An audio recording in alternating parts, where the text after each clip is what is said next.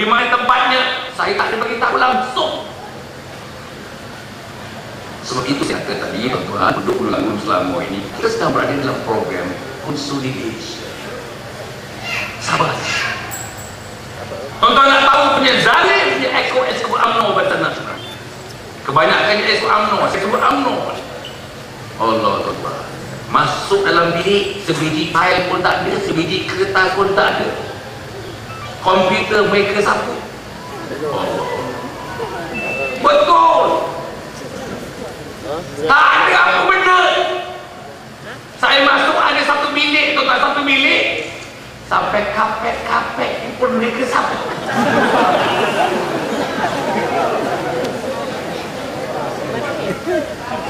Saudara, malulah. Sekali saya nak keluar cerita, bukanlah saya nak memalukan mereka. Bukanlah saya nak membesarkan kemaluan mereka. Tapi saya hanya nak memberitahu rakyat apa yang sedang berlaku.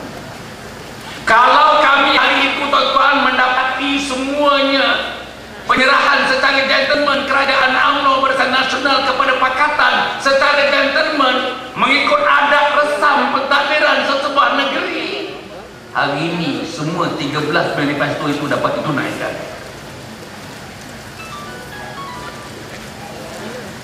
Sebab itu kita harap insyaAllah. Nombor 2 tuan-tuan, itu soal manifesto. Nombor 2 yang saya nak bagi tahu kepada tuan-tuan dan perempuan, soal yang besar-besar ni, ambil soal tender.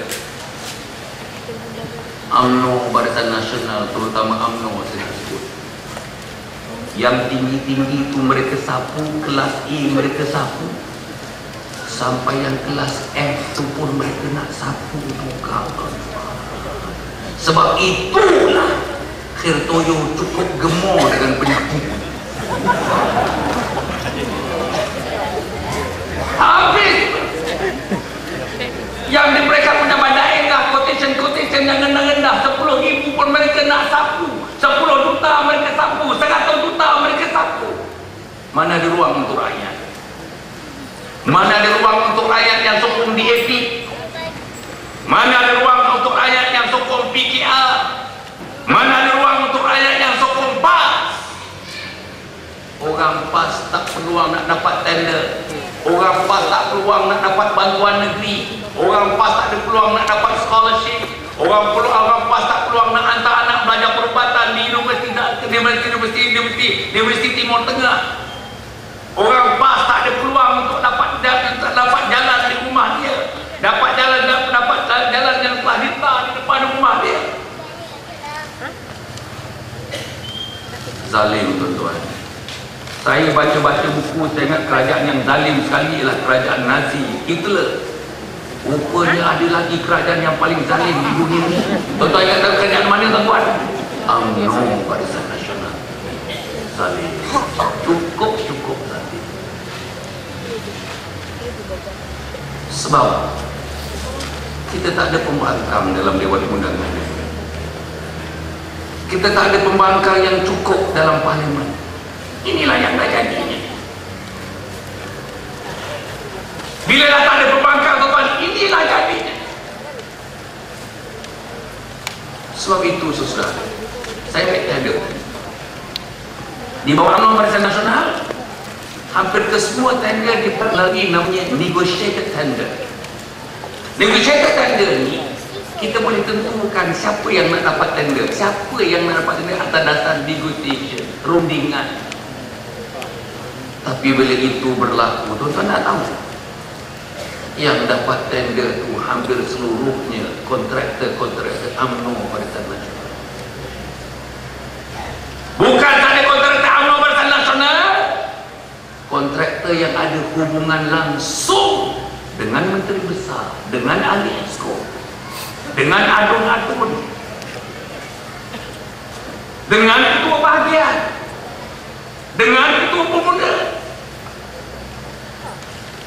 Nombor 2, kita perhatikan tadi itu, bila dikira-kira with simple arithmetic, tuan-tuan, di Jacob Price keuntungannya mencecah kepada 30 ke 40%. Ini sangat kuat. Biasanya dalam dunia normalnya satu kontraktor boleh dapat keuntungan antara 10-12%. Itu normal antara bangsa. Ini 30-40%. Itu yang buncit-buncit semua. Macam mana? Nombor 3, bila kita tengok di internet senarai-senarai ini tuan-tuan, yang pertama sekali, yang biasa dapat syarikat yang sama. Kalau syarikat yang sama pun menggunakan nama syarikat yang berlainan, tetapi manusia yang sama. Akhirnya duit yang berbilion-bilion itu berada dalam lingkaran mereka sahaja. Orang ni tak ada berasa nak dapat. Tak tahulah orang sana.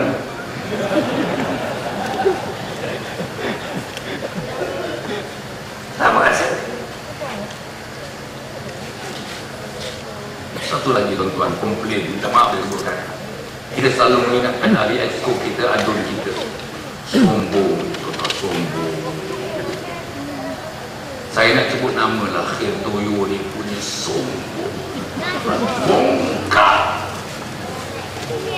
Dato' Dr. Zainal boleh testify benda ni. Sombong.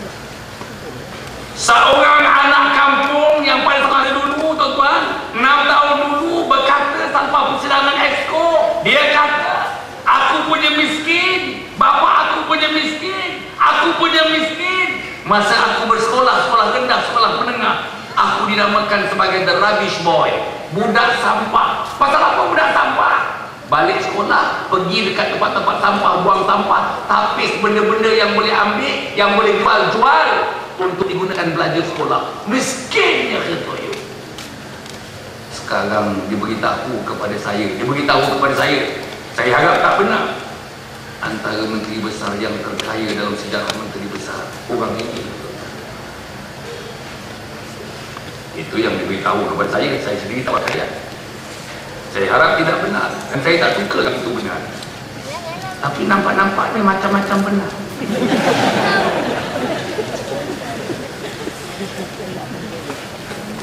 Jadi macam mana? Dalam masa 4 tahun, tuan, 4 tahun, adik-beradiknya kaya-kaya, iponya kaya-kaya, isterinya kaya-kaya. Ambil Balkis. Tuan-tuan bayangkan,